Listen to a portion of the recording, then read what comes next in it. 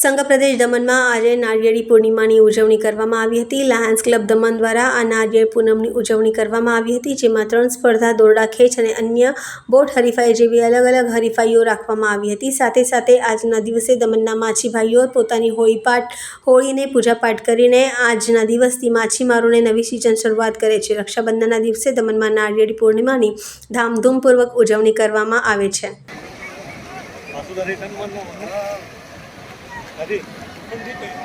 स्पर्धा पूरी हो चुकी है।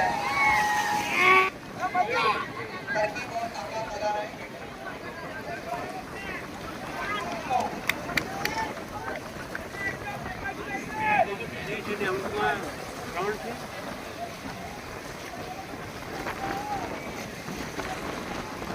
पकड़े पूछ कर रहे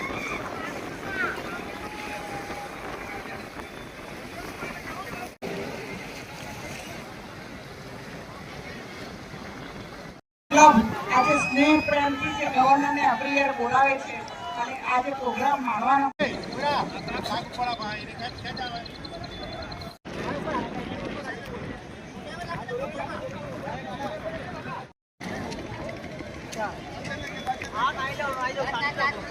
અરે ચૂપ તું સમજો નિમક દોસ્તો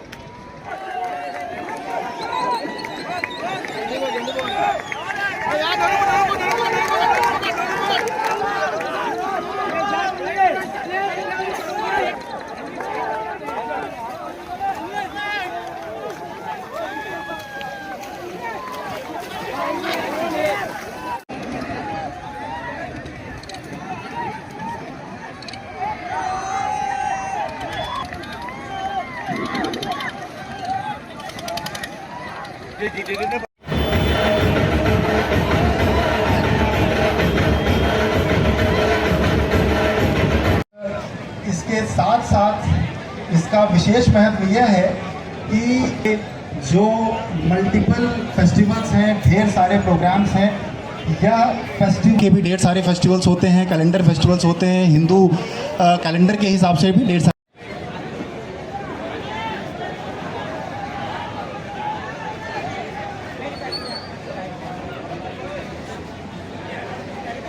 पूर्णिमा के पावन अवसर पर आदरणीय डेप्यूटी कलेक्टर साहब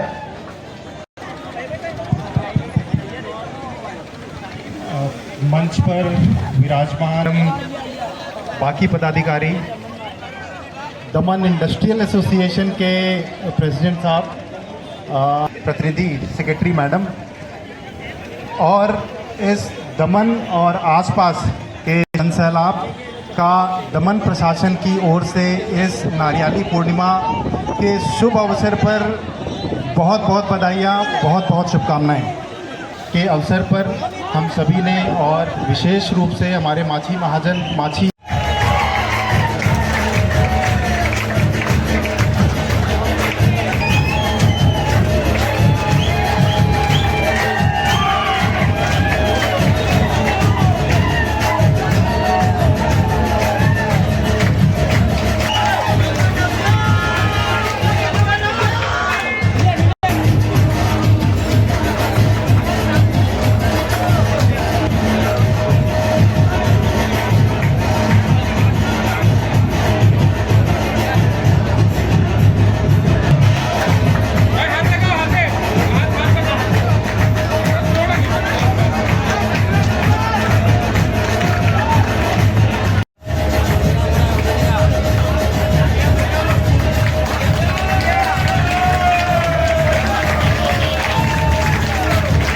पूजा का आयोजन से प्रोग्राम की शुरुआत करी गई, जिसमें हम लोगों ने और माछी महाजन के विशिष्ट अतिथियों के प्रेजेंस में हम लोगों ने नारियल का समुद्र के अंदर अर्पण करके उसको श्रद्धांजलि दी और सभी के सुख शांति शक्ति समृद्धि की हम लोगों ने कामना करी।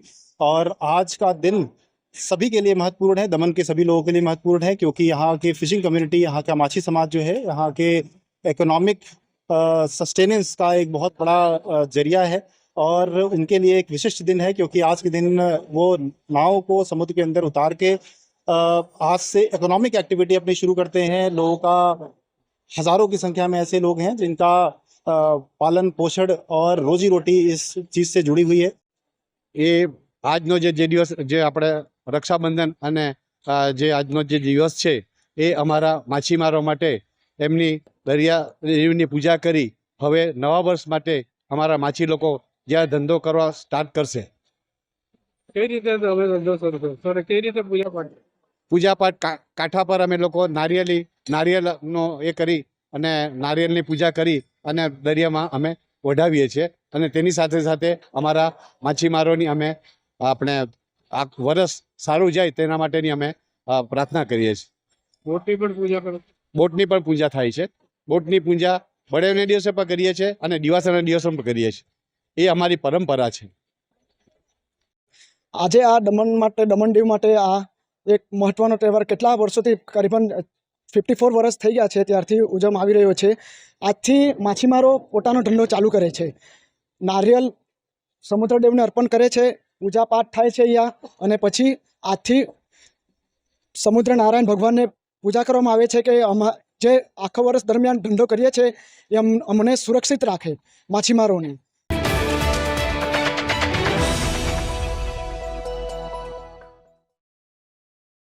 વાપી જીઆઈડીસી પોલીસની ગિરફ્તમાં રહેલા દિવ્યાંગ દેખાતા વ્યક્તિઓ આપણને માસૂમ લાગતા હશે, પરંતુ તેમની શારીરિક દિવ્યાંગતાને જોઈને આપણને દયા ઉપજે છે. પરંતુ આ માસૂમ ચહેરાઓ પાછળ શાતિર દિમાગ છે. આ આરોપીઓએ એવું કારનામું કર્યું છે જેના કારણે એક બેંકના કર્મચારીઓ ધંધે લાગી ગયા હતા અને વાપી જીઆઈડીસી પોલીસ પણ દોડતી થઈ ગઈ હતી. આરોપીઓનો પરિચય કરાવીએ તો વલસાડનું હિતેશ પ્રભુચંદ્ર દેસાઈ અને સાથે દાદરાનગર હવેલીના સાયલીના નેમીચંદ સૈની છે. આ બંને વ્યક્તિઓએ એવું કાંડ કર્યું છે જેને કારણે એક બેંકને લાખો રૂપિયાનો ચૂનો લાગ્યો છે. હકીકતમાં આરોપીએ વાપી જીઆઈડીસી વિસ્તારમાં આવેલી એસબીઆઈ બેંકમાંથી કાર લેવા 20 લાખ રૂપિયાની કાર લોન લીધી હતી.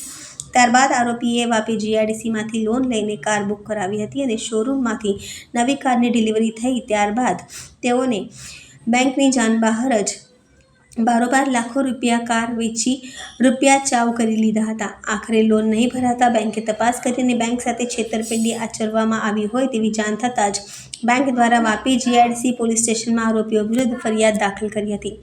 આથી જીઆઈડીસી પોલીસે તાત્કાલિક કાર્યવાહી કરીને આ બંને આરોપી હિતેશ પ્રભુચંદ્ર દેસાઈ અને નેમીચંદ સૈનીની ધરપકડ કરી હતી અને સળિયા પાછળ ધકેલી દીધા છે. આરોપીઓ શારીરિક દિવ્યાંગ છે, પરંતુ તેમની પાસે તે શાતિર દિમાગ છે. બેંક સાથે ઠગાઈ આચરવામાં તેઓએ જે તરકીબ અજમાવી છે તે જાણીને ખુદ પોલીસ પણ ચોંકી ગઈ હતી. પોલીસે અત્યારે આરોપી હિતેશ પ્રભુચંદ્ર દેસાઈ અને નેમીચંદ સૈનીની ધરપકડ કરી છે. તેમની આગવી ઢબે પૂછપરછ કરી તપાસ હાથ ધરી છે. આરોપીએ અત્યાર સુધી બોગસ ડોક્યુમેન્ટ બનાવી અને તેના આધારે લોન લઈ બેંક સાથે છેતરપિંડી આચરી હતી. આથી આ બોગસ દસ્તાવેજો અને ઓળખ કાર્ડ બનાવવા અન્ય કોઈ સામેલ છે કે કેમ, સાથે જ બેંકના કર્મચારીઓ પણ આ લોન કૌભાંડમાં સામેલ છે કે કેમ એ અંગે ઊંડાણપૂર્વક તપાસ હાથ ધરી છે. સાથે જ પોલીસે આરોપીઓ અત્યાર સુધી કેટલી બેંકમાં આ રીતે બોગસ દસ્તાવેજોના આધારે લોન લઈને છેતરપિંડી આચરી છે તે અંગે પણ ઊંડાણપૂર્વક તપાસ હાથ ધરી છે. આથી આગામી સમયમાં આ દિવ્યાંગ આરોપીના વધુ કારનામા બહાર આવે તેવી શક્યતાઓ વર્તાવી રહી છે.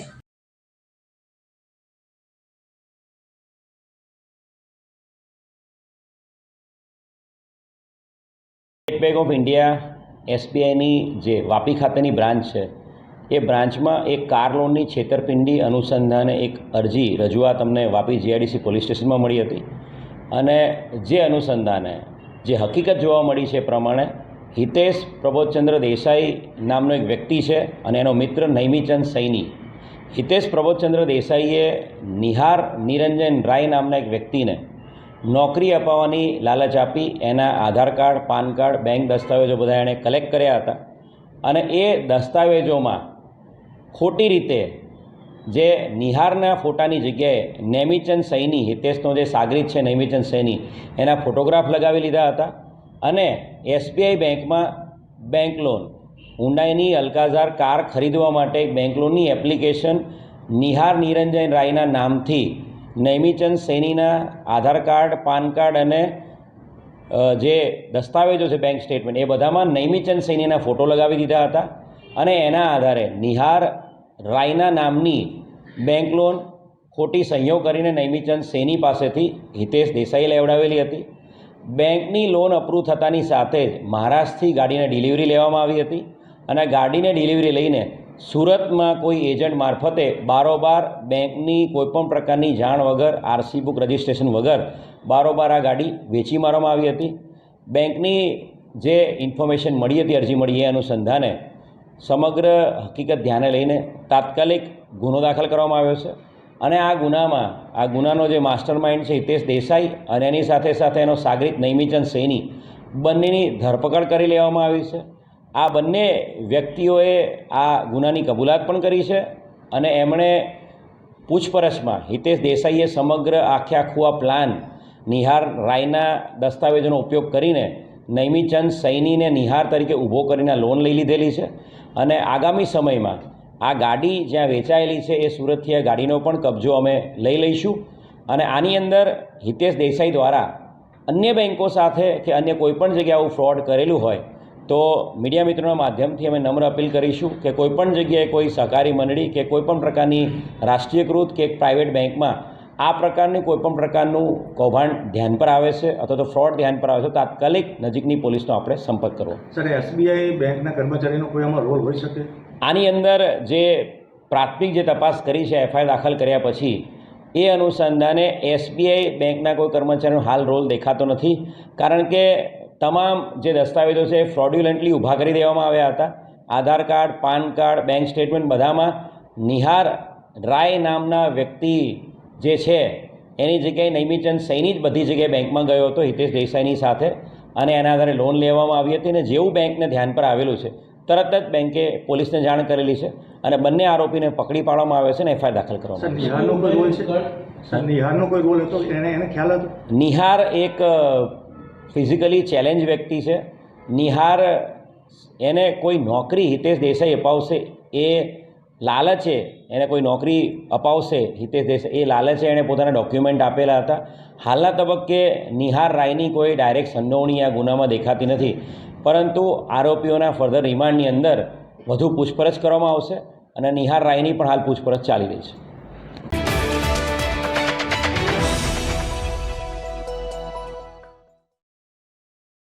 ઉમરગામ તાલુકાના પુનાટ ખાતે વર્ષોથી કાર્યરત શ્રી અખંડાનંદ આશ્રમ શ્રી વચ્છરાજ ગૌશાળા પુનાટ આશ્રમમાં શ્રાવણ માસ દરમિયાન તારીખ 25 જુલાઈથી 23 ઓગસ્ટ સુધી શિવપૂજન, રુદ્રયજ્ઞ તથા સત્સંગ સભાનું આયોજન રાખવામાં આવ્યું છે. ભાગવત કથા સત્સંગ વક્તા શ્રી 1008 મહામંડળેશ્વર દયાનંદ સ્વામી ટેક ભાગવત કથા સત્સંગ વક્તા શ્રી 1008 મહામંડળેશ્વર જયાનંદ સરસ્વતી મહારાજે જણાવ્યું કે આશ્રમમાં 144 જેટલી ગીર ગૌશાળા છે. ગૌમાતાઓની સેવા પણ આશ્રમમાં કરવામાં આવે છે. આદિવાસી ક્ષેત્રના બાળકોને અહીં નિઃશુલ્ક અભ્યાસ પણ આપવામાં આવે છે અને વાપી છેલ્લા રેફરલ હોસ્પિટલમાં નિઃશુલ્ક ટિફિન દર્દીઓ માટે આપવામાં આવે છે. છેલ્લા 15 વર્ષથી શ્રાવણ મહિનાની ઉજવણી કરવામાં આવે છે. 1,40,000 રુદ્રાક્ષમાંથી શિવલિંગ બનાવવામાં આવ્યો છે, જે એક આકર્ષણનું કેન્દ્ર છે. છેલ્લા 15 વર્ષથી અવિરત કાર્ય આશ્રમ શાળામાં કરવામાં આવે છે. શ્રી 1008 મહામંડલેશ્વર દયાનંદ સરસ્વતી મહારાજ દ્વારા જાહેર જનતાને અને તમામ સંતાનીઓને શ્રી અખંડાનંદ આશ્રમ પુનાટ ખાતે આવવા અને કથાનો લાભ લેવા જાહેર આમંત્રણ પાઠવવામાં આવ્યો છે.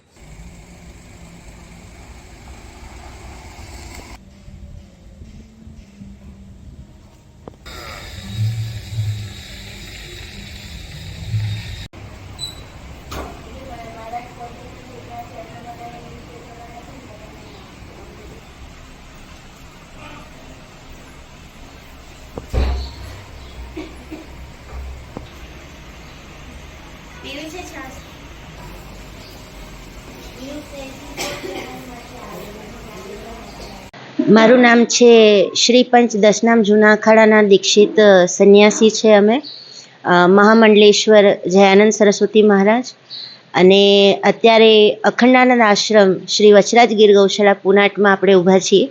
અમારી સંસ્થાનું નામ છે અખંડાનંદ આશ્રમ, જ્યાં ગીર ગૌશાળા છે. નાનું મોટું થઈને 144 ગૌ માતાઓની સેવા અહીંયા થાય છે. આદિવાસી ક્ષેત્રના વિદ્યાર્થીઓ એટલે કે બાળકો અહીંયા નિઃશુલ્ક અભ્યાસ કરે છે. ગુરુકુળ પદ્ધતિથી અમે લોકો એને ભણાવીએ છીએ. પછી ચલા રેફરલ હોસ્પિટલમાં બંને ટાઈમ આ સંસ્થા દ્વારા નિઃશુલ્ક ટિફિન જાય છે દર્દીઓ માટે. અને દર પૂર્ણિમા આપણે અહીંયા ઉજવીએ છીએ તો પૂર્ણિમાના હાલતું ચાલતું અન્નક્ષેત્ર અહીંયાથી મોકલવામાં આવે છે. આપણે સરીગામથી લઈને ભીલાડ, પુનાટ, મોહનગામ ને એ બધા જે ફૂટપાથ ઉપર જે બેઠા હોય એ લોકોને હાલતું ચાલતું અન્ન ક્ષેત્ર દ્વારા જમાડવામાં આવે છે. પછી દરરોજ સવારે ગૌશાળા છે એટલે છાશ બનાવીએ આપણે તો 200 થી 250 ઘર નિઃશુલ્ક છાશ લઈ જાય છે અહીંયાથી. આવી બધી સેવાકીય પ્રવૃત્તિઓ અહીંયા આપણે કરીએ છીએ. આપણે છેલ્લા 15 વર્ષથી એટલે કે 2011થી અહીંયા શ્રાવણ મહિનો ઉજવીએ છીએ દર વર્ષે. એમાં શ્રાવણ મહિનામાં દરરોજ સવારના સત્રમાં આપણે મંદિરમાં પારદ શિવલિંગનું સ્થાપન કરેલું છે. તો એ પારદ શિવલિંગ એટલે શિવપુરાણમાં એમ કીધું છે કે 12 જ્યોતિર્લિંગની તમે એકવાર યાત્રા કરો અને એકવાર પારદ શિવલિંગના દર્શન કરો તો બંનેનું સમાન ફળ છે. તો એ પારદ શિવલિંગનો અભિષેક કરવામાં આવે સવારમાં. પછી અહીંયા 1,40,000 રુદ્રાક્ષમાંથી શિવલિંગ બનાવેલું છે એનો અભિષેક કરવામાં આવે. પછી માટીમાંથી પાર્થિવ શિવલિંગ દરરોજ બનાવી એનો અભિષેક કરવામાં આવે. રુદ્રયાગ અહીંયા કરવામાં આવે છે. આવું અવિરત 15 વર્ષથી આ કાર્ય ચાલુ છે. સવારના સત્રમાં પૂજન, પછી બપોર પછીના સત્રમાં એક ટાઈમ એટલે કે 3:30 થી 6:30 સુધી અહીંયા કથા હોય છે, સત્સંગ હોય છે જુદા જુદા વિષયો ઉપર. જેમ કે ગયા વર્ષે ગીતાજીનું ચિંતન હતું, ગીતાજી ઉપર હતું. અને આ વર્ષે અત્યારે હાલમાં રામકથા ચાલુ છે. પૂનમ પછી ભાગવત કથા ચાલુ થશે. આવું 15 વર્ષથી અહીંયા ચાલુ છે. 23 જુલાઈથી આપણો શ્રાવણ મહિનો અહીંયા ચાલુ થયો છે ને કથા પણ અવિરત ચાલે છે. 25 ઓગસ્ટ સુધી આ શ્રાવણ મહિનો ચાલશે. શ્રાવણ મહિના દરમિયાન જે કંઈ આપણા હિન્દુ ધર્મના તહેવારો આવે છે જેમ કે રક્ષાબંધન છે, પૂર્ણિમા છે, પછી જન્માષ્ટમી છે, એ બધું આપણે ધામધૂમથી અહીંયા ઉજવીએ છીએ. અને કથા દરમિયાન જે ઉત્સવો આવે, રામ જન્મ છે, રામ વિવાહ છે, એ બધા પણ આપણે ઉજવીએ છીએ. તો અમે ધાર્મિક જાહેર જનતાને આમંત્રણ પાઠવીએ છીએ કે આપ જરૂર આવો અખંડાનંદ આશ્રમમાં, શ્રી વચરાજગીર ગૌશાળામાં. અહીંયા આવો, શ્રાવણ મહિનાના પૂજનનો અને કથાનો લાભ લો. સાથે સાથે ગૌ માતાના દર્શનનો પણ આપને લાભ મળી રહે. તો જાહેર જનતાને પ્રાર્થના કે આપ જરૂરથી પધારો.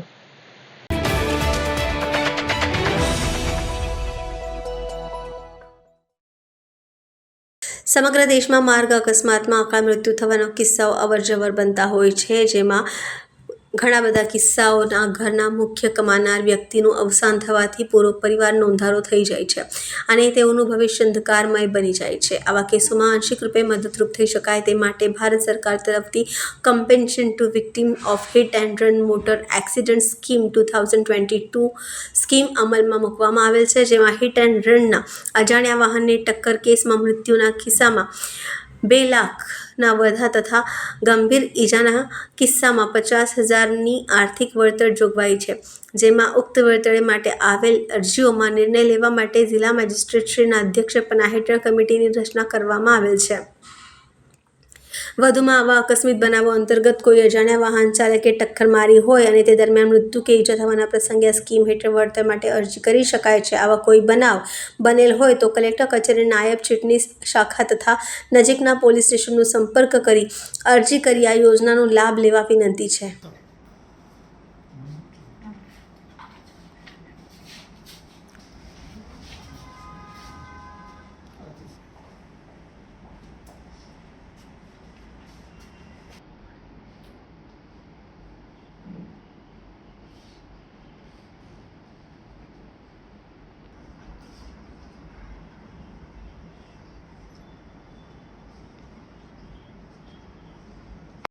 તમારું નામ?